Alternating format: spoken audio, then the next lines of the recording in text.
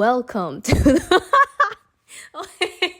I play too much. Okay, welcome to the mind of an overthinking rider. This is literally what goes through my mind during the process of deciding what my next bike is. Well, I'm still deciding it, but you know what I'm trying to say. Anyways, first of all, let me give y'all some background information. So, long story long. Yes, I mean long. Because like I said, I'm an overthinker. I finally got my brother to the car track for the first time this past weekend. Woo!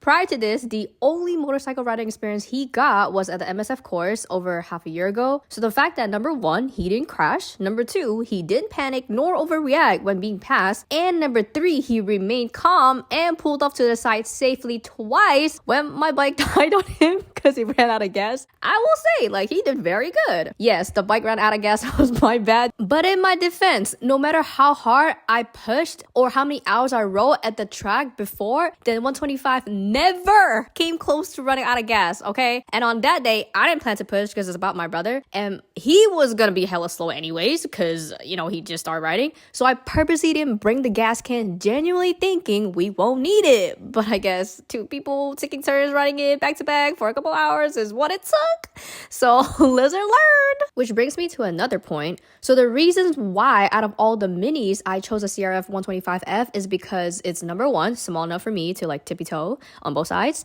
Number two, it is 4-stroke, so much easier to grasp the linear power band. Number three, has a kickstand so I can park anywhere. Number four, fuel injected, so easier to maintain because I'm not mechanically inclined. And number five, has a clutch to imitate what riding my 400 feels like in a way because I bought the 125 to help me get better on my 400, you know? One thing I didn't account for is because the 125 is more of a trail bike, so the foot pegs sit pretty low. Even with risers plus shorter and tapered foot pegs, unfortunately, I was still scraping both sides while barely leaning, and I feel like that's starting to hinder my growth. Luckily, my brother hasn't run into that issue yet, but he is significantly more athletic than me, so I'm 100% sure. With more seat time, he will surpass me sooner or later. It's not even a question. My plan is to keep the 125 for him to learn the basics, and once he starts scraping pegs, I'll sell it and get something else. Now, what am I considering, right? Because I want what's best for him, so Ohvale, VMC, or their equivalents are my top considerations. On top of that, it will be more fun for the both of us to track at the same time instead of like, you know, taking turns because we're sharing one bike. But he just started riding, so I don't expect him to throw down that much money. That's why I, instead of him and I, just me, plan to get both. Not gonna lie, it's hella expensive, I know. But I mean, as long as I bust my ass extra at work, cut down on unnecessary expenses, I'm confident I can make it happen. It just depends when. Now, some of my concerns were my current track setup only allows me to haul one bike in my truck bed. I know that because I did the measurements on my RAM and that's not long enough for like 2 Ohvales. Then I was like, okay, maybe I can load the first one normally like how I would for any other bikes. Then me and my brother can lift the second one onto the bed and strap it down some way somehow. But I took a look at my bed and the anchor points doesn't seem to work.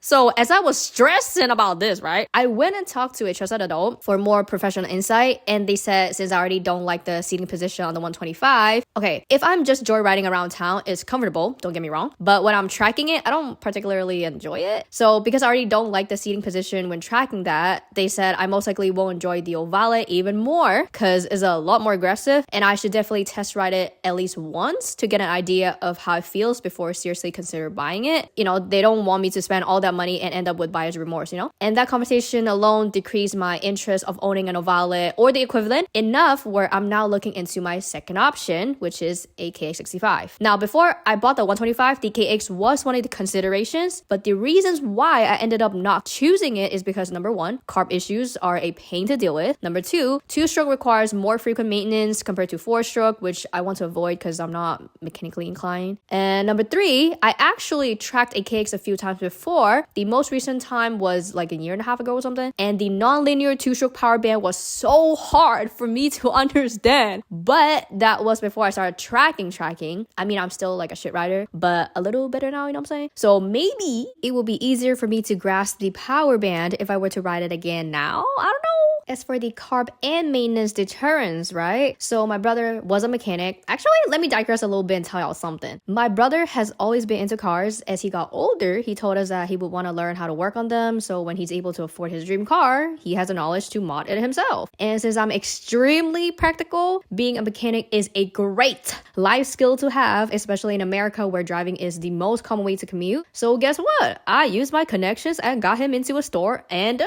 shop. Just like that, I got myself a mechanic at home. I legit built his resume up brick by brick, let me tell ya.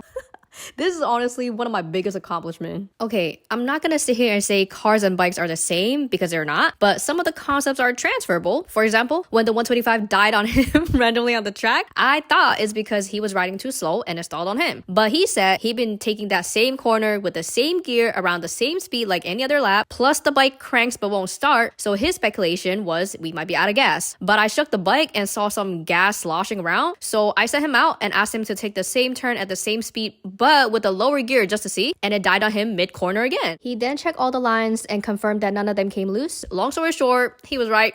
We ran out of gas, but not enough where the bike won't ride when it's straight up and down. It's only when the bike is leaned over just enough that none of the gas, like quote unquote, touches the fuel pump. I don't know what's the right language, but you get what I'm saying. And the thing is, he's never worked on a bike before, but the car knowledge he has was applicable in this situation. So like I said, transferable in some situations like this one. On top of that, since bikes have less components, plus the parts itself tend to be smaller in size and are pretty accessible because it's out in the open, so generally speaking, it's easier to work on than cars, meaning my brother should be able to handle the basic maintenance that comes with a KX, like a top end reboot or whatever, right? But then again, this is all just brainstorming, nothing is set in stone. I'm not for sure getting the KX, nor is the Ohvale out of the running completely. There's still some time before he's good enough to start scraping the 125's pegs and in an upgrade, so I still got plenty of time to overthink more. And of course, before I send it and get whatever bike I end up deciding on, I will ask if he's willing to take on the responsibility to learn how to and be the main person to service them. And I mean, let's say he come across something that he is just not confident in doing it, I can always just, bring it to a dealer or whatever. Actually, you know what? Why wait and ask him then? He should be on lunch right now, so let me text him real quick to see if he's busy. Hold up, y'all. So this is how their conversation went, right? Let me read y'all our text. You on lunch right now? Let me call you. No, I'm